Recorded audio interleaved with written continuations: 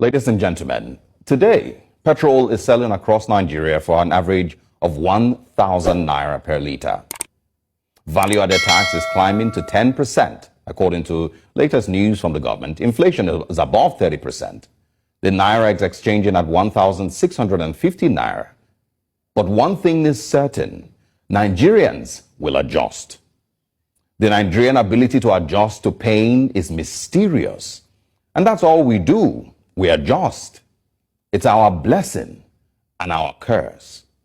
It's the thing that makes us able to thrive in any part of the world and come out on top in comparison to other people around us. But yet, it is our biggest curse. It's the curse that makes us find excuses to understand why we continue to suffer, no matter how bad it is. That curse will make you adjust and never actually demand an end to your suffering. If the great Fela Kuti was alive today, he would have made another suffering and smiling song, if you remember. A remix will be due in 2024. Now, those elected into office are not bothered because you are Nigerian and you will adjust. Those elected into government will continue to gather so much so they never get to feel your pain. They will stay in government and fund a life of dreams for their families, send their children to school abroad, buy houses abroad, even buy new citizenships for themselves in choice countries around the world. For you, the average Nigerian, who stood in the rain and sun to vote these people into office, you will adjust. Yes, you will. Your earnings will remain the same year after year and tenure after tenure.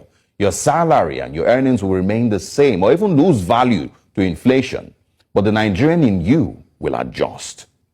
Some will even have time to be tribal bigots while they adjust. You have time and mental space to know who is Yoruba and who is Igbo and who is Fulani and who is from Abakaliki. But the Nigerian spirit in you will never actually say enough is enough. Instead, you will adjust. There's nothing like being pushed to the wall for the average Nigerian. The average Nigerian will move from eating 3 meals a day to eating twice and to even eating once a day if you're fortunate enough. And the average Nigerian will convince himself that they don't even need to eat that much because you are busy. Yes, you will adjust. And a few months later, you will be pushed again to the wall with new taxes. The wall in Nigerian context is elastic, so you never really fight back because there's always space for you to make adjustments to more suffering. There's space. In the last few weeks, there have been stories of dozens murdered or kidnapped in Sokoto and Zamfara state. Those lives are not less important than the lives in other parts of Nigeria. And we all know that our government is failing in its most important task, the security of lives and property. Businesses are failing. Nigerians can't afford food or transportation.